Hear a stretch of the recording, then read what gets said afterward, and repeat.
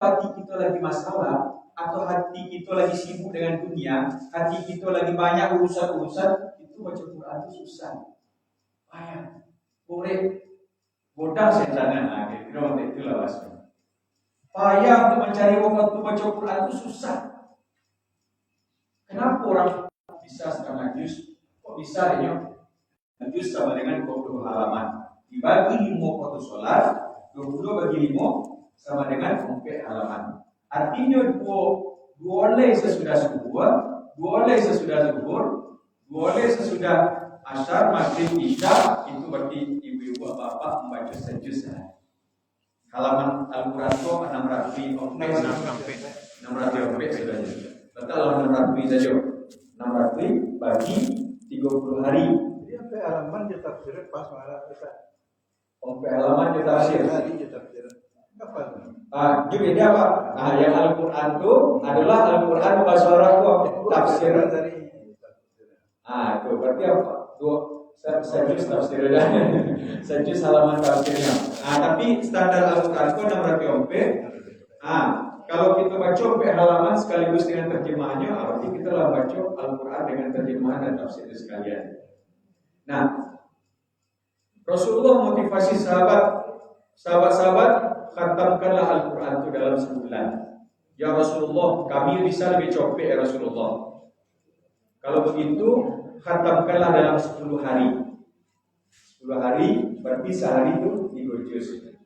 Ya Rasulullah, kamu bisa lebih cepat ya Rasulullah, kami bisa lebih cepat ya Rasulullah. Kalau begitu, khatamkanlah dalam 3 hari. Berarti 10 juz sehari, Pak. Ya Rasulullah, kami bisa lebih cepat. Sampai di situ aja.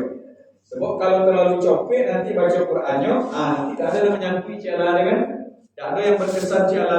Nah, bentuk itu sahabat inginnya banyak membaca Quran. Tidak ada banyak membaca Al-Quran itu kecuali semakin mendekatkan kita kepada Allah.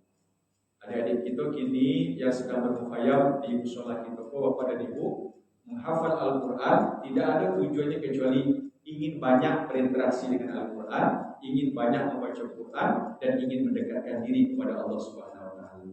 Bukan untuk hebat-hebatan, bukan untuk gagah-gagahan, kecuali supaya semakin takwa kepada Allah, semakin mendekatkan diri kepada Allah, semakin dilembutkan hati itu oleh Allah Subhanahu Wa Taala. Lebih 7 menit.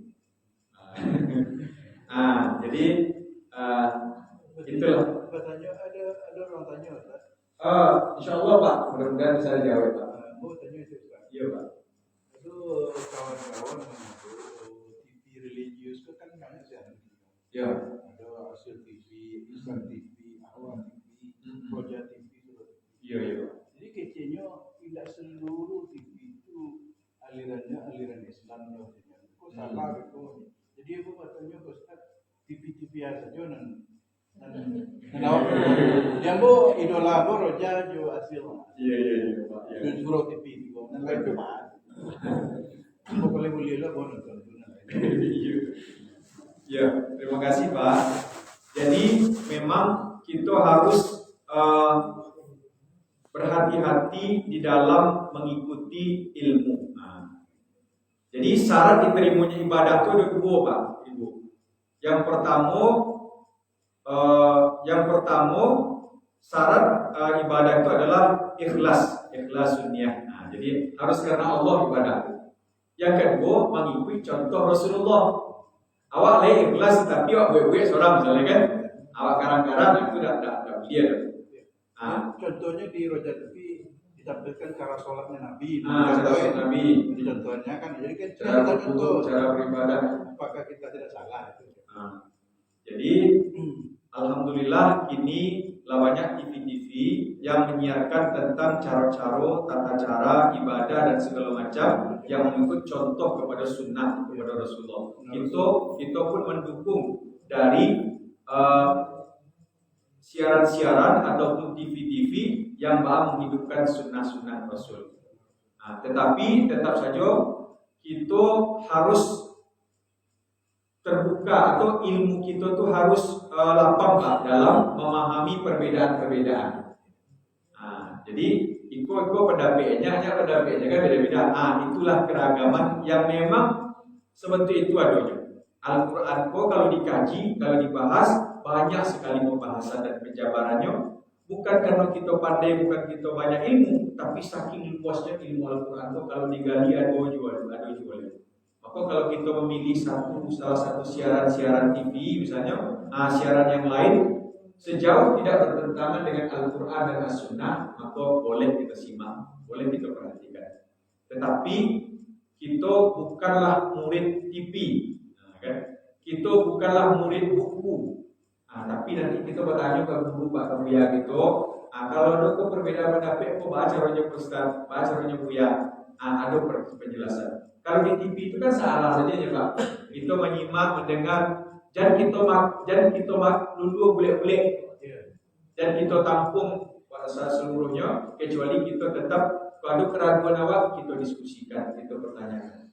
Jadi sejauh Leonardo misalnya pertanyaan-pertanyaan, berarti insya Allah masih pada jalurnya depan. Iya Bu.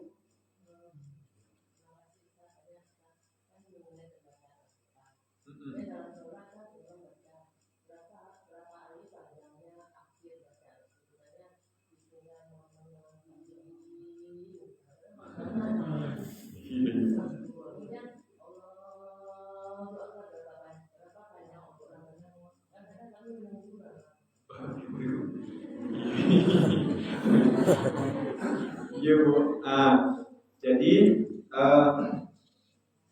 di dalam membaca Al-Quran itu, yang pertama harus benar, yang kedua harus lancar. Jadi al-mahir itu adalah benar dan lancar. Benar itu diperoleh dari kita mempelajari tajwid, makharijul huruf, mad. Lancarnya adalah dengan banyak mengulang dan banyak membaca. Dengan bacaan imam, tetap saja harus memperhatikan hal tersebut. Nah, setiap akhir daripada bacaan-bacaan ayat-ayat Al-Quran, itu boleh dipanjangkan. Kalau secara hukumnya apa namanya, Ustazah? Arid disukun. Jadi ketika di akhir ayat itu boleh dipanjangkan. Tapi segala yang berlebih-lebihan memang tidak boleh. Ada sahabat berwuduknya berlebih-lebihan, ya kan, ditipunya, iya kan, sekali itu sadayung, ya kan. Tidak boleh berlebih-lebihan. Bukankah untuk berwuduk untuk yang elok, dalam yang elok pun tidak boleh berlebih-lebihan. Termasuk dalam bacaan tadi, bacaannya berlebihan misalnya kan, secukupnya saja. Contoh ada satu orang imam, Allah, ada lu cek imam, Allah,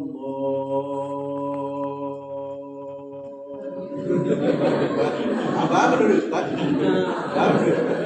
Orang ini ini sangat khusyuk, ada Pak. Mudah-mudahan sangat khusyuk. Ya Pak. Belum lama kan.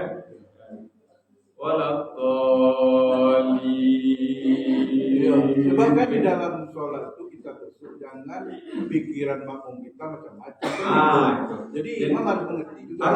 Harus dipertimbangkan. Kalau sebagai imam, perhatikan makmum. Jangankan termasuk bacaan itu tadi yang panjang-panjang tadi. Ayat-ayat yang kita baca pun harus kita perhatikan imam. Kita perhatikan makmum yang ada di belakang kita.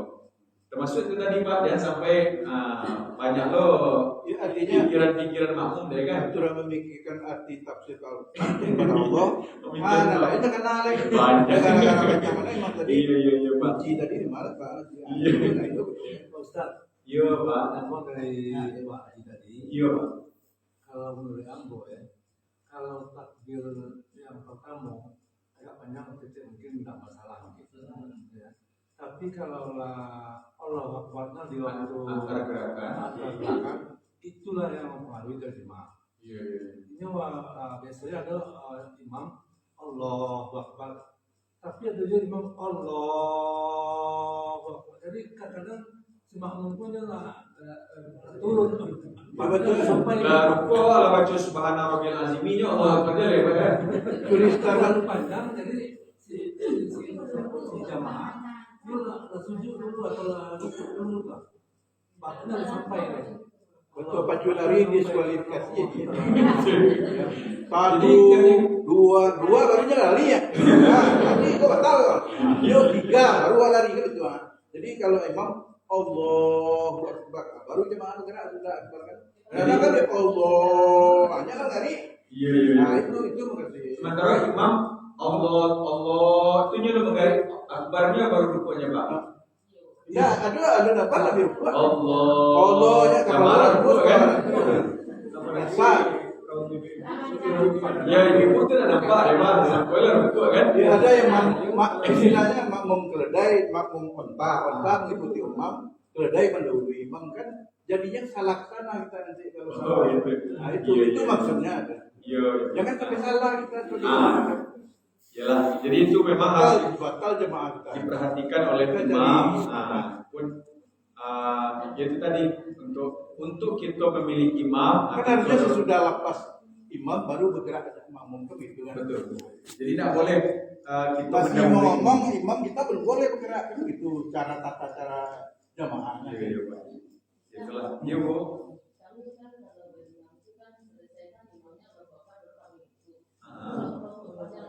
Nah, maksudnya yang ditanyakan dengan alamat tadi.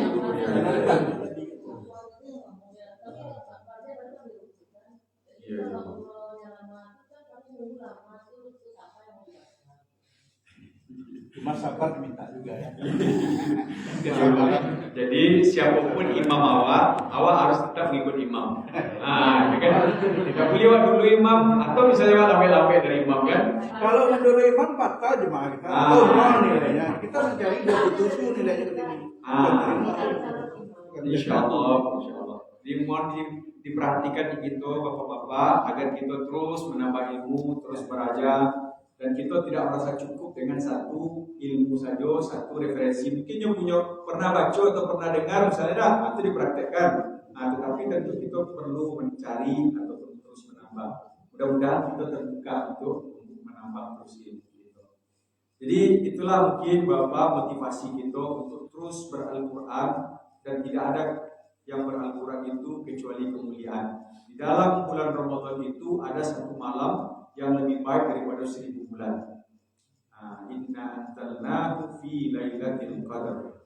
Sesungguhnya kami menurunkan padanya pada malam itu, menurunkannya pada malam qadar, menurunkannya pada bulan qadar. Apa yang diturunkan? Al-Quran. Wa ma adraka ma lailatul qadar? Tahukah kamu apa malam Lailatul Qadar? Lailatul Qadri khairum min alfi syahr. Kenapa malam itu jadi 1000 bulan nilainya? Karena di situ diturunkan Al-Quran. Nah, mari kita persiapkan diri kita untuk mengejar keutamaan bulan Ramadan, salah satunya dengan Al-Quran. Kalau bisa kita jago 30 malamnya, bagus, mantap. Nah, minimal 10 malam terakhir. Minimal, kalau tidaknya bisa 10 malam terakhir, minimal malam-malam ganjil. Tidaknya bisa malam-malam ganjil, minimal malam ke-27. Untung-untung kornei gaji ya kan. Sekian lama malam Ramadan, untung-untung dapat malam-malam ibadah itu. Yang beribadah di malam itu setara dengan 80 tahun lebih kurang, 83 tahun lebih kurang. 1000 tahun dibagi 20 bulan. Nah, itu adalah sesuatu yang harus kita persiapkan dari kini. Umur ketika itu saja kita aja, ketika itu juga kita usahakan asosak mau ada kan. Tidak kalau terbiasa dari kini menghidupkan hari-hari kita dengan Al-Quran, mudah-mudahan kita bisa mengisi Ramadan dengan sebaik-baiknya. Sekaligus kami ingin mengucapkan terima kasih banyak kepada pengurus, Bapak Ibu jamaah yang telah memfasilitasi kegiatan Mukhayam Al-Quran Yayasan Mutiara Quran Minangkabau yang hari ini masih berlangsung sampai hari sampai hari Selasa insyaallah. Mudah-mudahan menjadi amal kebaikan bagi pengurus, bagi Bapak dan Ibu semuanya dan membawa keberkahan kepada kita yang ada di Surabaya. Di Surabaya amal. Terima kasih banyak sekali lagi dan mohon maaf kalau ada dalam perjalanan ada hal-hal yang tidak berkenan. Kami sangat terbuka sekali menerima kritikan, saran, nasihat dari Bapak dan Ibu untuk perbaikan. Mohon maaf apabila taufiq wal hidayah. Wassalamualaikum warahmatullahi wabarakatuh. Yang mana minuman Ustaz? Allah terima.